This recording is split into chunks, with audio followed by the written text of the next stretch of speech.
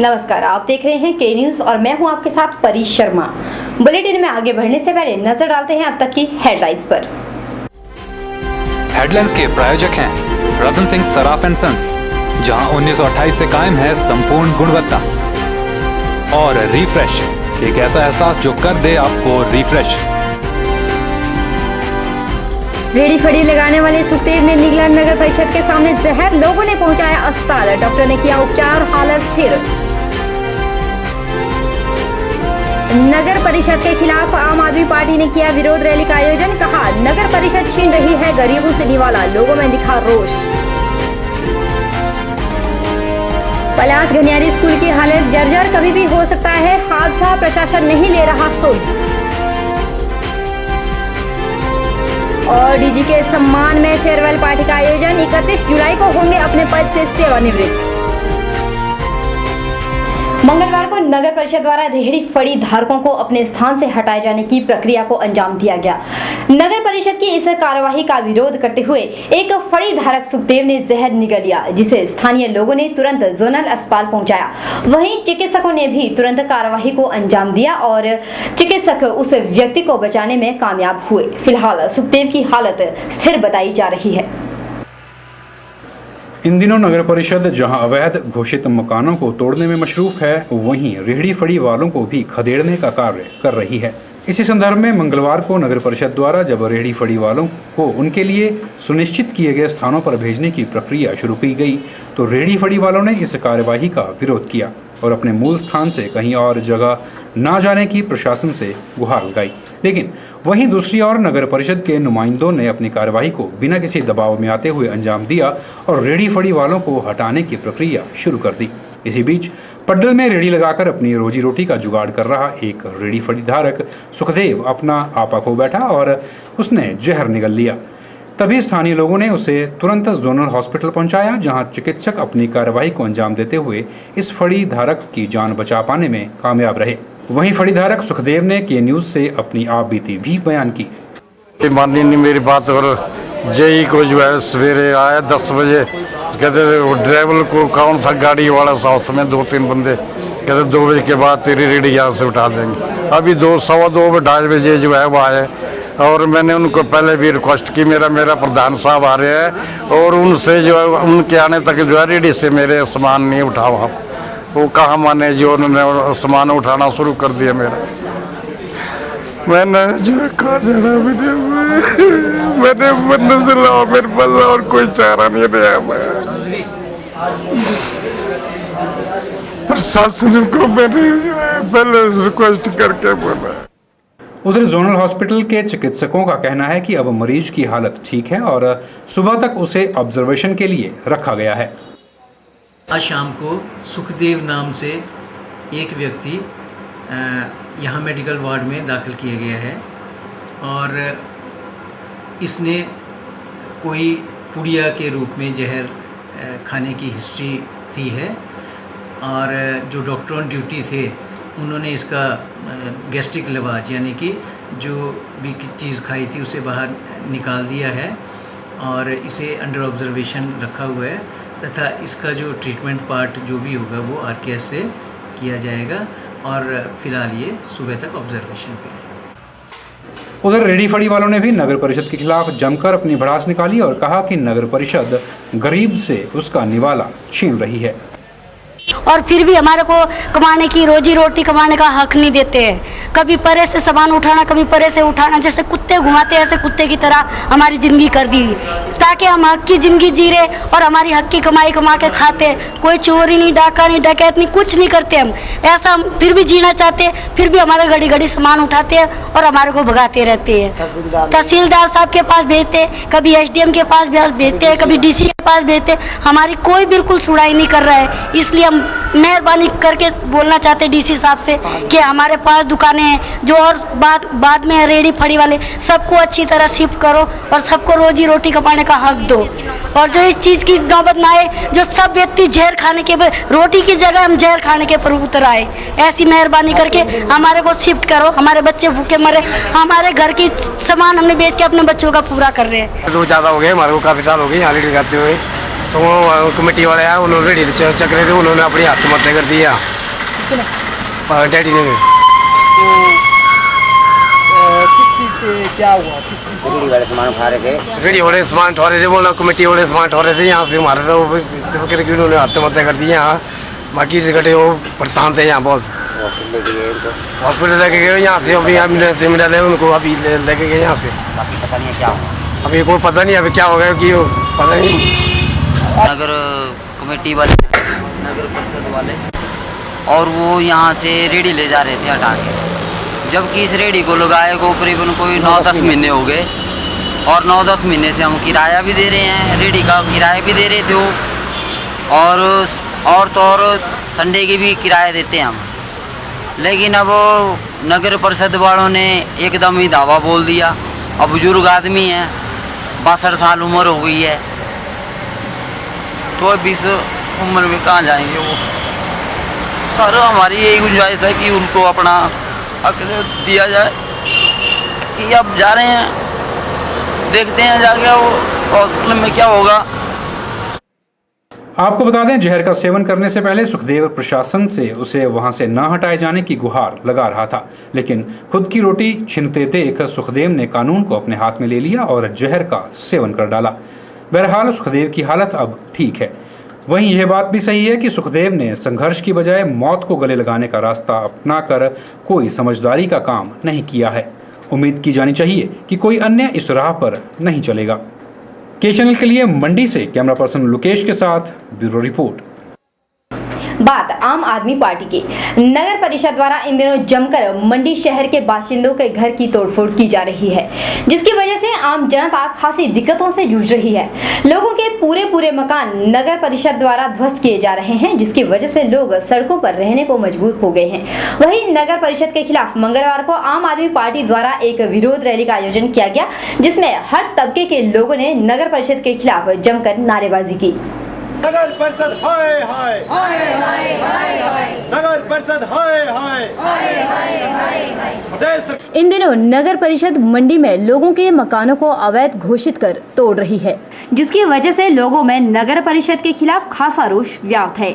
वहीं नगर परिषद के खिलाफ आम आदमी पार्टी भी लोगों के दुखों में शामिल हो गई है। आम आदमी पार्टी द्वारा जहां नगर परिषद के खिलाफ विरोध रैली का आगाज किया गया, वहीं रैली में हर तबके के लोगों ने नगर परिषद के खिलाफ जमकर अपनी भड़ास निकाली। नगर परिषद हाय हाय हाय हाय हाय हाय, नगर परिषद हाय हाय हाय हाय हाय हाय, नगर परिषद होश में आओ, होश में आओ, होश में आओ। इस अवसर पर लोगों ने के न्यूज की टीम से अपना दुख साझा करते हुए सरकार से आह्वान किया कि जो नुकसान नगर परिषद द्वारा उनका किया गया है, सरकार उसकी भरपाई करे और उन्हें उनका मकान वापस करें। रोड में जो मकान तोड़ा है टीन का खोखा, वो मेरा था। मेरे 3 बच्चों के साथ मैं वहाँ रहती थी और मेरी तीनों बच्चे जो है सड़क पर है। पढ़ाई लिखाई इनका करना बहुत मुश्किल हो रहा है और इसलिए मेरी सरकार से गुजारिश है कि मुझे मेरी वही जगह दी जाए। मेरा जो मकान है, मैंने रेवेन्यू से जो मकान मेरे को दिया है, वो मकान में अपने आप को छोड़ रहा हूँ। 3 मंजिली है। कमेटी मेरे को कहती है कि जल्दी करो, मैं 30-31 तक या 2 तारीख को क्लियर कर दूँगा बिल्कुल जैसे। लेकिन मेरी सरकार से भी विश्वास है कि जो पड़ोसी है और भी शहरों में इतने मकान अवैध कब्जा में है, उनके नाम क्यों नहीं आज पूजा की जाए। पूरा शहर जो है अगर इसको नापा जाए तो 37 शहर जो है तो अवैध कब्जा सब ने रोका हुआ है। और कमेटी ने जो रिपोर्ट दी है वो 53 मकानों की रिपोर्ट है, बाकी सारा शहर जो है तो अवैध कब्जे में है। वहीं आम आदमी पार्टी के कार्यकर्ता ने नगर परिषद को जमकर कोसा और कहा कि नगर परिषद के नुमाइंदों को जनता द्वारा इसलिए नहीं चुना गया कि वह गरीब जनता के पेट पर लात मारे। इतना ही नहीं, उन्होंने नगर परिषद पर और भी कई आरोप चढ़े। मंडी शहर के करीब मोची, धोबी, नाई, घराटी, भंगी और जो साधनहीन मध्यम वर्गीय परिवारों के जो लोग हैं, उनके घरों के ऊपर नगर परिषद की पूरी नजर पड़ गई है। और नगर परिषद के जो घूसखोर अधिकारी है या घूसखोर पार्षद या अध्यक्ष है, वो गरीबों के घरों को तोड़ने के मंसूबों के साथ उल्लेखनीय है कि नगर परिषद द्वारा जगह जगह लोगों के मकान तोड़े जा रहे हैं, जिसकी वजह से लोग घर होते हुए भी बेघर हो गए हैं। यही वजह है कि आज नगर परिषद के खिलाफ हर इंसान में रोष देखने को मिल रहा है। के न्यूज़ के लिए कैमरामैन दीपक के साथ ब्यूरो रिपोर्ट। पुलिस प्रशासन द्वारा पंडोह में हिमाचल प्रदेश के डीजी के कमल कुमार के सम्मान में एक फेयरवेल पार्टी का आगाज किया गया, जिसमें सेंट्रल रेंज के पुलिस अधिकारियों व पदाधिकारियों ने भाग लिया। इस मौके पर डीजी को सम्मान परेड का आयोजन भी किया गया। आपको बता दें कि डीजी के कमल कुमार 31 जुलाई को सेवानिवृत्त हो जाएंगे। इसी उपलक्ष्य पर सेंट्रल रेंज द्वारा विदाई समारोह का आयोजन भी किया गया। हिमाचल पुलिस द्वारा हर साल अर्जियन पंडोह में कमांडो प्रशिक्षण प्रदान किया जा रहा है।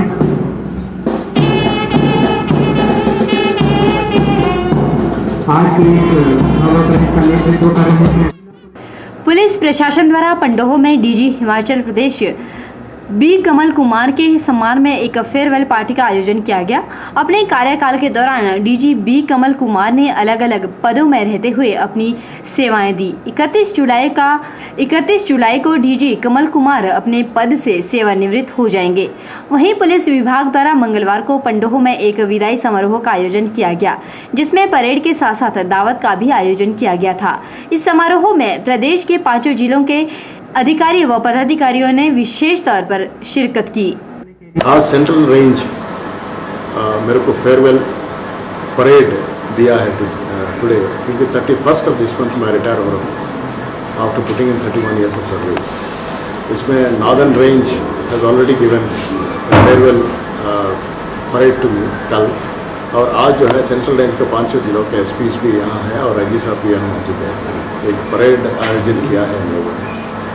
उसमें सम ऑफ द ऑफिसर्स मेरे बारे में कि पहले मैंने कहाँ सेवा किया है एज एसपी, बतौर DIG, as IG, ADG, all this things were मतलब अनाउंस्ड। उसके बारे में in Himachal Pradesh mostly I served as DIG range and I served in IG in almost all the capacities like IG law and order, additional DG APT, additional DG headquarters, and I also served as DGP Home Guards and Fire Services. Afterwards, finally I became DGP of the state and I will be retiring in the past. आपको बता दें कि police विभाग में रहते हुए DG Kamal Kumar ने अपना सराहनीय योगदान दिया। आने वाले कुछ दिनों में डीजी कमल कुमार का कार्यकाल पूरा हो जाएगा, इसलिए उनके सम्मान में सेंट्रल रेंज लेवल पर एक पार्टी का आयोजन किया गया था। के न्यूज़ की टीम भी डीजी कमल कुमार को उनके सराहनीय योगदान के लिए बधाई देती है। के न्यूज़ के लिए पंडोह से कैमरामैन दीपक के साथ ब्यूरो रिपोर्ट।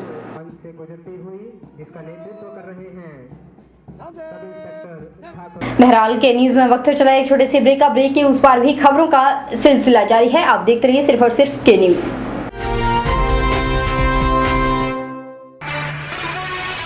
1928 से आपकी सेवा में रतन सिंह सर्राफ एंड सन्स, आभूषणों के निर्माता व विक्रेता। यहाँ पर आपको मिलते हैं खुद द्वारा तैयार किए गए संपूर्ण गुणवत्ता वाले आभूषण। रतन सिंह सर्राफ में पूरी विश्वसनीयता के साथ बनाए जाते हैं स्थानीय व हिमाचली आभूषण। साथ ही यहाँ ब्रांडेड ज्वेलरी भी उपलब्ध है, जैसे अस्मी डायमंड,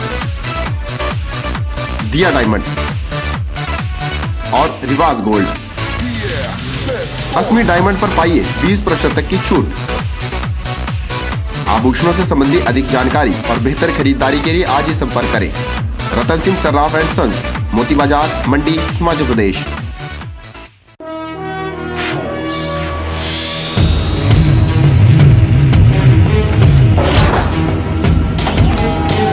रामहरि फोर्स मोटर्स आपके लिए लेकर आए हैं पैसेंजर और कैरियर व्हीकल्स।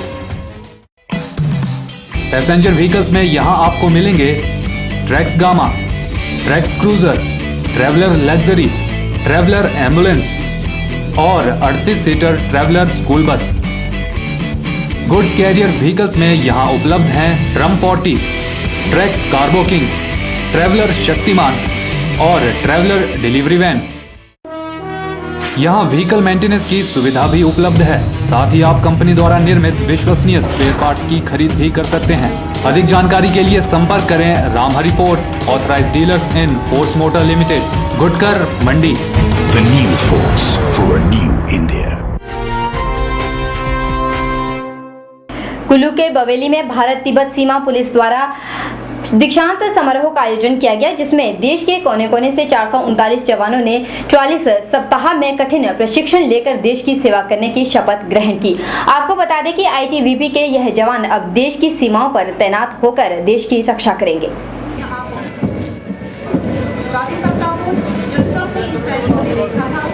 प्रशिक्षण के बाद कर्तव्य पथ पर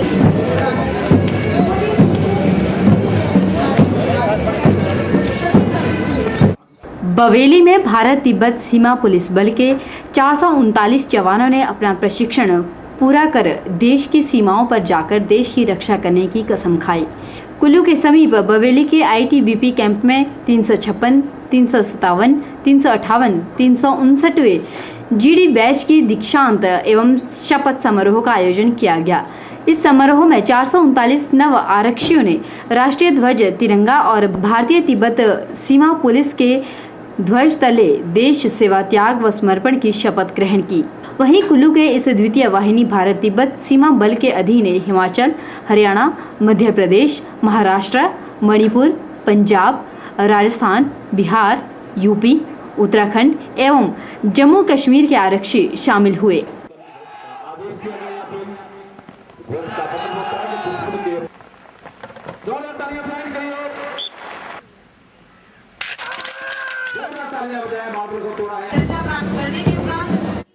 इस पासिंग आउट परेड के दौरान बड़ी संख्या में जवानों के अभिभावक भी उपस्थित रहे। जवानों में इस प्रशिक्षण को लेकर खासा उत्साह देखा गया। ट्रेनिंग में हर कठिनाइयों से सामना करने का परीक्षण दिया है। शारीरिक परीक्षण से लेकर मानसिक परीक्षण तक दिया, युद्ध कौशल, हथियार कौशल, हर चीज़ से मतलब सिखलाई पूरी की गई है। और हमें इस काबिल बनाया गया है कि ताकि हम कभी भी अपने देश के लिए दुश्मन से लड़ना हो या कहीं भी ड्यूटी सौंपी जाए उसे ईमानदारी पूर्वक कर सकें। जो देश का भविष्य वो मेरे कंधे पे सर, मतलब मेरे देश के लिए अच्छी से अच्छी ड्यूटी, मतलब देश की सेवा करने के लिए तत्पर होंगे सर। मेरे अधिकारीगण जहाँ भी मेरे को भेजेंगे वहाँ मैं ड्यूटी के लिए जाऊँगा और मतलब दुश्मन जो भी है नक्सली, उनका मैं मुकाबला करूँगा देश सेवा के लिए। वहीं कुल्लू आईटीबीपी के कमांडेंट विजय कुमार देशपाल ने जवानों के भविष्य के लिए शुभकामनाएं दी। गौर है कि दीक्षांत समारोह के दौरान 439 जवानों को देश की रक्षा की शपथ भी दिलाई गई। गौर है कि दीक्षांत समारोह के दौरान 439 जवानों को देश की रक्षा की शपथ भी दिलाई गई। उम्मीद की जा सकती है कि यह जवान देश की उम्मीदों पर खरा उतरेंगे। के न्यूज के लिए कुल्लू से मनविंदर अरोड़ा की रिपोर्ट। बहरहाल के न्यूज में वक्त चला एक छोटे से ब्रेक का। ब्रेक के उस पार ले चलेंगे आपको सीधे गोहर। ताजे फल, रसीले फल, मीठे फल, देसी फल और विदेशी फल, इन फ्रूट्स को देखकर ही मुंह में पानी आ जाए। अगर पानी आ गया तो फिर इनका स्वाद भी चख लीजिए। बात चाहे देसी फलों की हो या फिर विदेशी फलों की, अब आपको कहीं जाने की जरूरत नहीं, क्योंकि मंडी शहर में खुल चुकी है फ्रूट्स गैलरी, जहां आपको ताजे, रसीले, देसी और विदेशी फल बाजार से सस्ते दामों पर मिलेंगे। फलों की खरीदारी के लिए आज ही पहुंचे अरोड़ा फ्रूट गैलरी, नजदीक Gandhi Chowk, Mandi, Himachal Pradesh. Mobile 9418080906। Vijay group of institute, leading college in Himachal Pradesh for quality education and other activities, affiliated to HP University Shimla and approved by HP Government and NCTE. First B.Ed college in Himachal Pradesh, accredited by NAC. Admission registration open for program B.Ed 200 seats, BBA 50 seats, BCA 60 seats and PGDCA 60 seats. Newly introduced JBT course with the intake of 50 seats. Affiliated with HP Board School of Education Dharamshala. Facilities: highly qualified and experienced faculty. Seminar, conference and multi-purpose hall. Language, science, physical science, ET and social science lab. Computer lab with the 24/7 internet facility. Separate hostel facility for boys and girls. For detail, contact Principal Vijay Group of Institute, NH21 opposite ESIC medical college, Ner Chowk, district Mandi, Himachal Pradesh.